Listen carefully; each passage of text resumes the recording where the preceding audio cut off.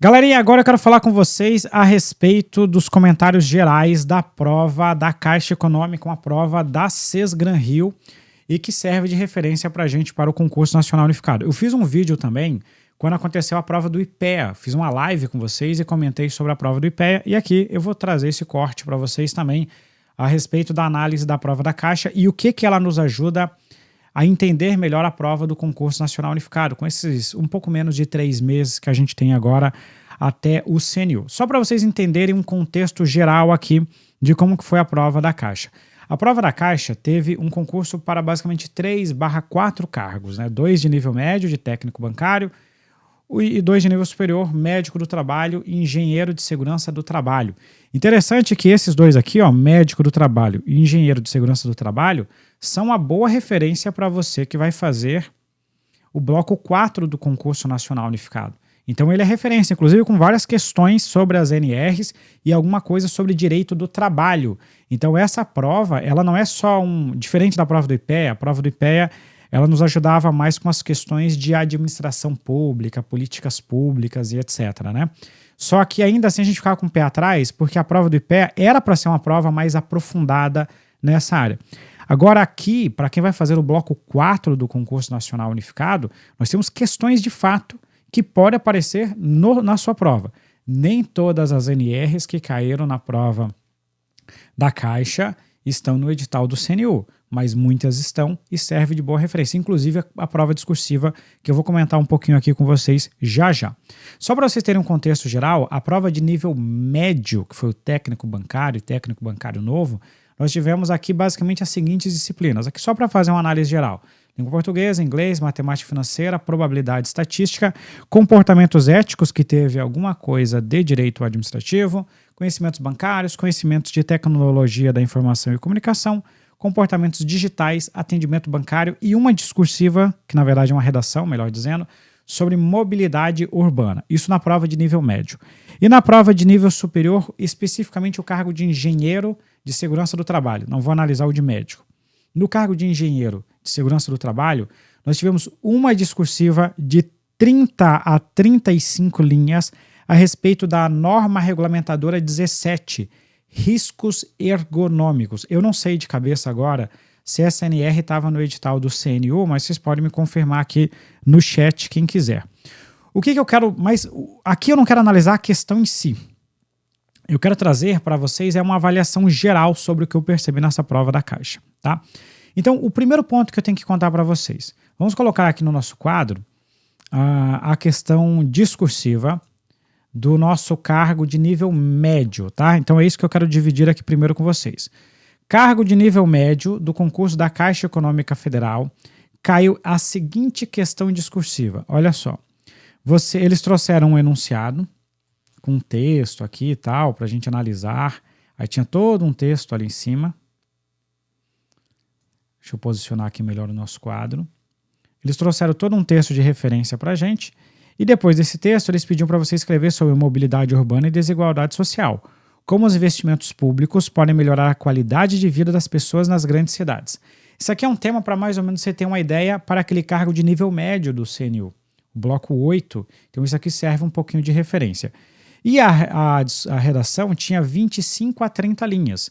Isso é bom para a gente ficar atento, porque no edital do CNU, nós não temos a definição da extensão da prova de redação ou da prova discursiva. E no da Caixa também não. O edital fala numa quantidade de linhas a ser definida expressamente no comando da questão. E aqui a questão coloca para a gente 25 a 30 linhas.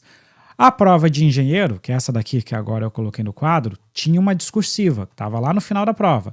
E essa discursiva é a mesma coisa. O edital não definia a quantidade de linhas e a própria questão define para a gente um texto dissertativo contínuo de 30 a 35 linhas. Deixa eu dar um zoom maior aqui, ó.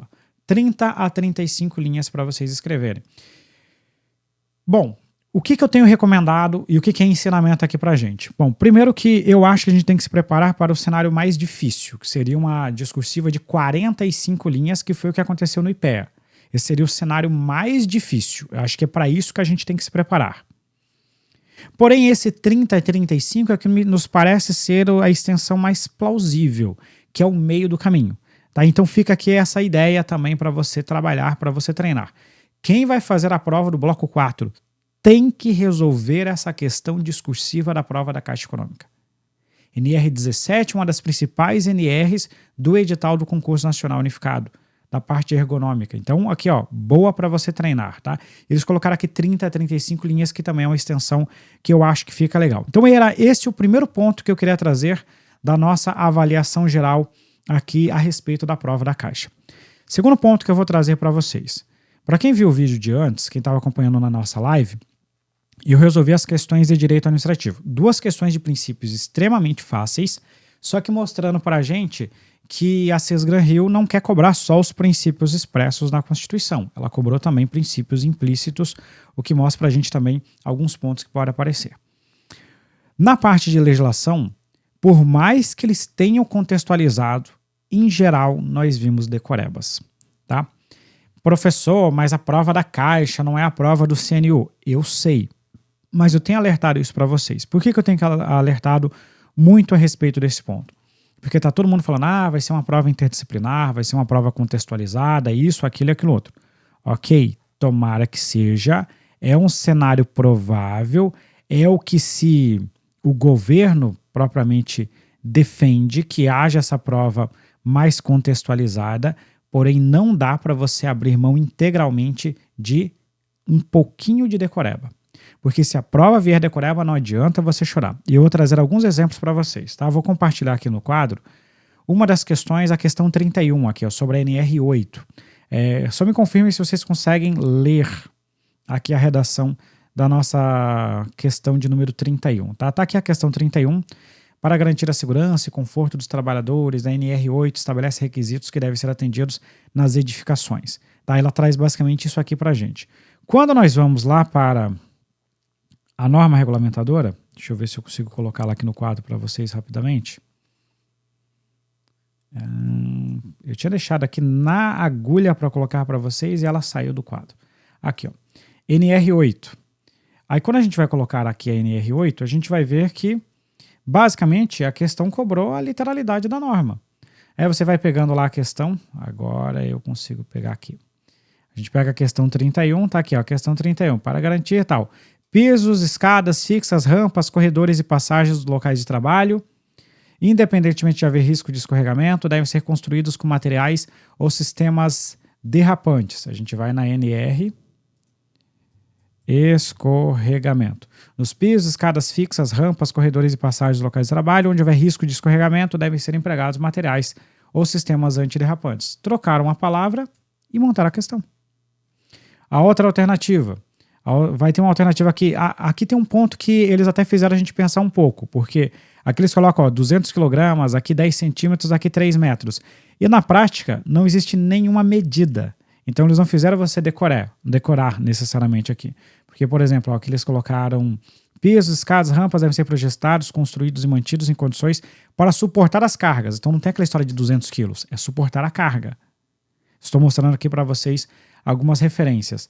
Depois eles colocam na outra alternativa, os pisos podem apresentar saliências ou depressões desde que suas dimensões não ultrapassem 10 centímetros. E aí o que vai dizer a NR? Os pisos dos locais de trabalho não devem apresentar saliências nem depressões. Estão vendo? Tá? Então, assim, o que eu estou querendo mostrar aqui para vocês é não confiar integralmente que vai ser só interpretação, só contextualização. Um pouco vai ser, e tomara que seja. Mas você também tem que levar alguma bagagenzinha de algumas medidas, alguns prazos, não muito. Não como nos concursos, entre aspas, mais tradicionais. Mas não abra mão disso absolutamente. Eu quero trazer aqui outros exemplos para vocês que são até um pouco mais gritantes. Vou pegar aqui a questão 35, que versou sobre a NR4. Olha só a questão 35 aqui. Deixa eu abrir aqui um pouquinho mais. Olha só o que ele vai trazer para a gente. Lá, ó, NR4. O CSMT, de que trata a NR4, deve ser composto por médico do trabalho, engenheiro de segurança, técnico de segurança, enfermeiro. A carga horária semanal mínima em horas de dedicação ao CSMT a ser cumprida por esses profissionais é decoreba. Né? Vamos lá, vamos ver se aqui eu consigo pegar carga horária. Aqui, ó. Relativamente aos profissionais, para cumprimento das atividades em tempo integral, a organização pode contratar mais de um profissional que dedique no mínimo metade da carga horária semanal. Eu não sei se é exatamente essa a resposta, mas só para mostrar para vocês que vem assim, decoreba. Não tinha muito o que debater aqui, tá? Não era muita interpretação, tá? Então é isso que eu quero que vocês pensem, é isso que eu quero que vocês reflitam.